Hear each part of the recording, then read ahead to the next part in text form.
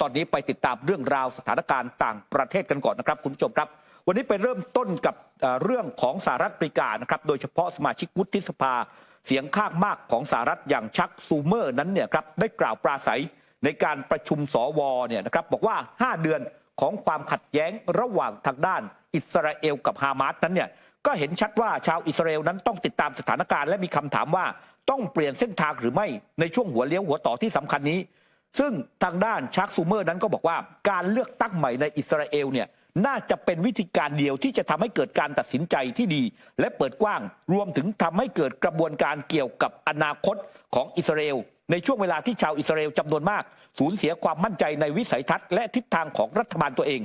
ชักซูเมอร์บอกว่าอิสราเอลเนี่ยไม่สามารถอยู่รอดได้หากกลายเป็นคนนอกรีดนายกรัฐมนตรีเบนจามินเนทันยาฮูได้ทำให้โครงสร้างทางการเมืองและศีลธรรมของอิสราเอลนั้นอ่อนแอลงด้วยการตัดสินใจของเขาและเขาไม่มีความสนใจเลยที่จะมีวิสัยทัศน์ปูทางสำหรับสันติภาพแม้ช่วงก่อนที่จะเกิดความขัดแย้งในปัจจุบันนี้โดยในฐานะผู้ที่สนับสนุนอิสราเอลมาตลอดชีวิตมันชัดเจนสำหรับตนแล้วว่าแนวทางของเนทันยาฮูไม่ตรงกับความต้องการของอิสราเอลอีกต่อไป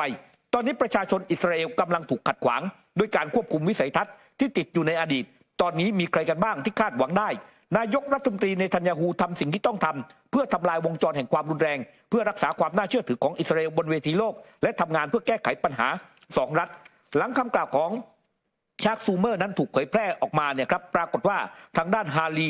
โซเฟอร์นะฮะ CEO สภาประชาธิปไตยชาวยิวแห่งสหรัฐก็โพสต์ข้อความลงบน X นะครับบอกว่าซูเมอร์ได้ทำสิ่งที่ยิ่งใหญ่กับการเรียกร้องให้มีการเลือกตั้งในอิสราเอลเพื่อมาแทนที่เนทันยาฮูเขาได้กล่าวสิ่งที่ชาวยิวอเมริกันส่วนใหญ่นั้นกำลังคิดเนื่องจากมันเกี่ยวข้องกับความมุ่งมั่นของเราที่มีต่ออิสราเอลและความกังวลเกี่ยวกับอนาคตของตนในฐานะประเทศที่ปลอดภัยและเป็นประชาธิปไตยเขาทำได้ดีมากที่แสดงให้เห็นถึงความชัดเจนทางศีลธรรมและความเชื่อมั่นรวมถึงความเป็นผู้นำอย่างไรก็ตามครับคำกล่าวของชักซูเมอร์นั้นถูกตอบโต้ทันทีจากอิสราเอลโดยทางพรรคลิคุดของเนทันยาฮูออกแถลงการบอกว่าอิสราเอลนั้นเป็นประชาธิปไตยที่เป็นอิสระและภูมิใจที่ได้เลือกนายกรัฐมนตรีที่ชื่อว่าเนทันยาฮูและเนทันยาฮูนั้นเป็นผู้นำที่ได้รับการสนับสนุนจากคนส่วนใหญ่ซึ่งตรงกันข้ามกับคำพูดของชักซูเมอร์ที่ประชาชนชาวอิสราเอลต่างสนับสนุนชัยชนะเหนือกลุ่มฮามาสกันทั้งสิ้นและปฏิเสธถึง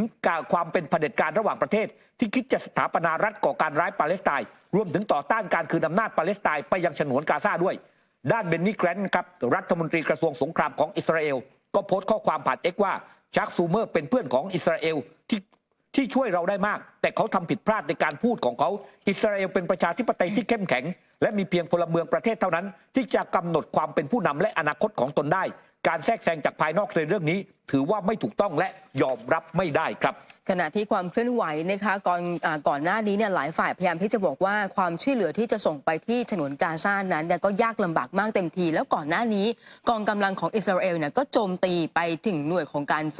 ส่งความช่วยเหลือในฉนวนกาซาล่าสุดนี้นะคะมีการรายงานจากสำนักงานบรรเทาทุกข์และจัดหางานของสหประชาชาติสำหรับผู้ลี้ภัยปาเลสไตน์ออกแถลงการทันทีค่ะว่ากองทัพอิสราเอลโจมตีคลังสินค้าและก็ศูนย์แจกจ่ายอาหารของสำนักงานบรรเทาทุกข์และจัดหางานของสหประชาชาตินะคะซึ่งเรื่องนี้เนี่ยกลายเป็นว่ามันเป็นประเด็นสำคัญเพราะว่าไปโจมตีทางตะวันออกของเมืองราฟาซึ่งเป็นเมืองใหญ่ที่สุดทางตอนใต้ของฉนวนกาซาแล้วเหตุการณ์ครั้งนี้ส่งผลให้มีผู้ที่เสียชีวิต4 รายหนึ่งในนั้นก็คือมูฮัมหมัดอาบูอัชนาคนนี้เนี่ยถือว่าเป็นอีก1 คนสำคัญนะคะเป็นสมาชิกระดับแกนนำของกลุ่มฮามาสแล้วก็จากการเปิดเผยของกองทัพอิสราเอลก็ออกแถลงการว่าปฏิบัติการโจมตีทางอากาศในเมืองราฟานั้นกองกำลังอิสราเอลมีการกระทำจริงและความมุ่งหมายก็คือต้องการที่จะสังหารนายมูฮัมหมัดอาบูฮามาสซึ่งเป็น1 ในสมาชิกแกนนำของกลุ่มฮามาสทางด้านของฟิลิปเป้ลาซาซูนาค่ะข้าหลวง UNRWA เนี่ยมีการประณามการโจมตีของอิสราเอลว่าการกระทำนี้มันเกิดขึ้นต่อโกดังแล้วก็ศูนย์แจกจ่ายอาหารซึ่งตอนนี้เหลือเพียงแค่ไม่กี่แห่งในฉนวนกาซายิ่งทวีความรุนแรงแล้วก็รวมไปถึงเพิ่มเรื่องของความช่วยเหลือที่มันยากลำบากมากขึ้นไปอีกค่ะครับในขณะที่ทางด้านสหรัฐอเมริกานั้นเนี่ยครับถูกออกมาแฉนะครับว่าได้มีการไปแอบพูดคุยหรือว่าเจรจาลับกับทางด้านอิหร่านนะครับเพื่อขอให้อิหร่านนั้นช่วยเจรจากับกลุ่มฮูตีให้ยุติในการโจมตีเรือบรรทุกสินค้าในพื้นที่ทะเลแดงนะครับเรื่องนี้เนี่ย Financial Times นั้นได้ออกมาแฉนะครับว่าเจ้าหน้าที่สหรัฐและอิหร่านนั้นเนี่ยได้มีการเจรจาลับกันนะครับโดยการเจรจานั้นเนี่ยผ่าน ทางด้านโอมานนะฮะซึ่งบอกว่าการเจรจานั้นเนี่ยเกิดขึ้นมาตั้งแต่เดือนมกราคมที่ผ่านมาโอมานเนี่ยทำหน้าที่เป็นสื่อกลางในการนำสารระหว่างทีมเจรจาของสหรัฐอเมริกากับทีมเจรจาของอิหร่านนะครับเพราะสองฝ่ายเนี่ยไม่สามารถเจรจากันได้โดยตรง แต่การเจรจานั้นเนี่ยไม่น่าจะประสบความสำเร็จเพราะว่าถ้าประสบความสำเร็จเนี่ยถึงเวลานี้เนี่ยฮูตีน่าจะยุติการโจมตีเรือบรรทุกสินค้าในทะเลแดงไปแล้วแต่ไม่เป็นเช่นนั้นเพราะว่าทุกวันนี้ฮูตีนั้นยังคงโจมตีเรือบรรทุกสินค้าในพื้นที่ทะเลแดงนะครับโดยทางด้าน Financial Times นั้นไม่ได้ระบุชัดนะครับว่าเป็นเพราะอิหร่านเนี่ยปัดคำร้องขอหรือว่าฮูตีเนี่ยไม่ตอบรับในสิ่งที่อิหร่านนั้นร้องขอนะครับเขาบอกว่าการเจรจาเมื่อเดือนมกราคมนั้นเนี่ยเป็นครั้งแรกในรอบ10เดือนนับจากการพูดคุยเรื่องโครงการนิวเคลียร์เมื่อต้นเดือนพฤษภาคมที่ผ่านมาทีมเจรจาสหรัฐเนี่ยนำโดยแบรสแมคเกิร์สที่ปรึกษาตะวันออกกลางทำเนียบขาวและอับรามพาเลศูนย์ทูตพิเศษด้านอิหร่านส่วนอิหร่านเนี่ยส่งอาลีบาเกรีคานีรัฐมนตรีช่วยต่างประเทศเป็นตัวแทนหลังการเจรจาที่โอมานครั้งแรกเดิมเนี่ยจะมีการเจรจารอบที่2เดือนกุมภาพันธ์แต่ว่าเลื่อนออกไปเพราะว่าแมคเกิร์สนั้นเนี่ยครับติดภารกิจไกล่เกลี่ยข้อตกลงหยุดยิงระหว่างอิสราเอลกับฮามาสการหาทางเจรจากับอิหร่านด้านหนึ่งนั้นเนี่ยก็เป็นการสะท้อนมุมมองของเจ้าหน้าที่สหรัฐที่บอกว่าปฏิบัติการทางทหารในภูมิภาคเนี่ยที่จะปราบปรามฮูตีเนี่ยมันไม่สามารถที่จะทำได้ต้องเกิดแรงกดดันจากอิหร่านที่มีอิทธิพลเนี่ยนะครับในภูมิภาคเนี่ยช่วยคลี่คลายสถานการณ์ตามการรายงานนั้นบอกว่าอิหร่านเองก็พยายามหลีกเลี่ยงในการขยายวงความตึงเครียดกับสหรัฐอเมริกาโดยมีการไปปรามกลุ่มติดอาวุธในเครือข่ายโดยเฉพาะเนี่ยครับในอิรักในซีเรียก่อนหน้านี้เราจะได้ยินข่าวว่ากลุ่มติดอาวุธในอิรักและซีเรียเนี่ยมักจะไปโจมตีฐานทัพสหรัฐอเมริกา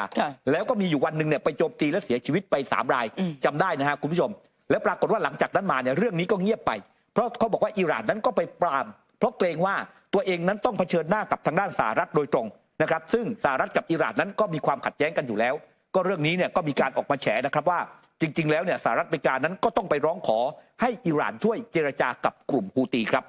ขณะเดียวกันนะคะถ้าไปดูอีกหนึ่งความเคลื่อนไหวนะคะของการปฏิบัติการพิเศษระหว่างรัสเซียกับยูเครนเนี่ยสิ่งที่เกิดขึ้นวันนี้หลายฝ่ายก็มองว่าการเจรจาการพูดคุยการหารือที่จะยุติการปฏิบัติการนี้มันอาจจะต้องใช้เวลาแล้วก็ทำให้ทั้งรัสเซียยูเครนหันหน้ามาพูดคุยกันให้ได้แต่มันเกิดรอยร้าวแล้วก็ความตึงเครียดเกิดขึ้นหลังจากที่ผู้นำของฝรั่งเศสอย่างเอมมานูเอล มาครงนะคะที่บอกว่าหลังจากนี้ไปเนี่ยจะมีการส่งทหารของสมาชิกนาโต้เนี่ยเข้าไปประจำการที่กองกำลังของยูเครนหลายฝ่ายเนี่ยออกมาปฏิเสธแล้วก็หลายฝ่ายก็มองว่าการทำแบบนี้ไปเนี่ยจะทำให้ความตึงเครียดระหว่างรัสเซียกับโลกตะวันตกมันยิ่งแย่ลงไปเรื่อยๆล่าสุดนี้นะคะโฆษกกระทรวงการต่างประเทศของรัสเซียมาเรียสคาโรวาเนี่ยมีการแถลงต่อสื่อมวลชนแล้วก็มองว่าสถานการณ์ที่เกิดขึ้นในยูเครนกำลังเข้าสู่ภาวะอันตรายแล้วก็มีความเสี่ยงเพิ่มมากขึ้นเรื่อยๆถ้าเกิดว่ายังมีการกระทำที่มันยั่วยุหรือว่าขาดการไตร่ตรองจากรัฐสมาชิกของสหภาพยุโรปหรือแม้กระทั่งนาโต้เองก็ตามมันจะกลายเป็นว่าสถานการณ์บานปลายขึ้นไปจนไม่สามารถควบคุมได้วันนี้รัสเซียมองว่าตะวันตกเนี่ยกำลังทำให้ความเคลื่อนไหวหรือว่าปัญหาของยูเครนนั้นมันผลักแล้วก็มันตกลงไปเรื่อยๆการเจรจาการพูดคุยมันอาจจะไม่เกิดขึ้นวันนี้คำถามสำคัญคือว่าเราจะหลีกเลี่ยงสถานการณ์หรือว่าความเสี่ยงต่างๆไม่ให้มันลุกลามได้ยังไงถ้าชาติตะวันตกยังมีการพูดหรือมีการยั่วยุแบบนี้อยู่แล้วก็เตือนแบบนี้ว่าอยากที่จะให้ชาติตะวันตกเนี่ยล้มเลิกความคิดที่จะให้รัสเซียนั้นพ่ายแพ้ทางยุทธศาสตร์รวมไปถึงเรื่องของความช่วยเหลือไม่ว่าจะเป็นงบประมาณหรือว่าอาวุธให้กับทางด้านของยูเครนด้วยค่ะครับในขณะที่ความเคลื่อนไหวที่กำลังเกิดขึ้นนี้เนี่ยครับคุณผู้ชมครับทางด้านสหรัฐอเมริกานั้นได้มีการออกมาพูดถึงนะครับเกี่ยวกับสถานการณ์ที่กำลังเกิดขึ้นในระหว่างรัสเซียกับยูเครนนะฮะคือก่อนหน้านี้มันมีคำถามอยู่บ่อยครั้งนะครับว่าฝั่งของรัสเซียนั้นเนี่ยจะมีการใช้อาวุธนิวเคลียร์หรือไม่และถ้าจำกันได้ก่อนหน้านี้ CNN นั้นเคยออกมาเปิดเผยนะครับว่าสหรัฐอเมริกานั้นเนี่ยเคยเตรียมการในการรับมือกับการใช้อาวุธนิวเคลียร์ของยูเครนของรัสเซียนะครับรวมถึงล่าสุดเนี่ยเมื่อไม่กี่เดือนที่ผ่านมาเนี่ยเราก็จะเห็นเนี่ยความเคลื่อนไหวของสหรัฐอเมริกาว่าฝั่งของรัสเซียเนี่ยจะเป็นภัยคุกคามกับทางด้านนาโต้เป็นภัยคุกคามกับทางด้านยุโรปหากว่าชนะสงครามยูเครนนะครับมาร่วมสนับสนุนท็อปนิวส์นำเสนอความจริงได้แล้ววันนี้เพียงกดปุ่ม Super Thanks แล้วเลือกจำนวนเงินตามที่ต้องการได้เลยครับขอบคุณครับ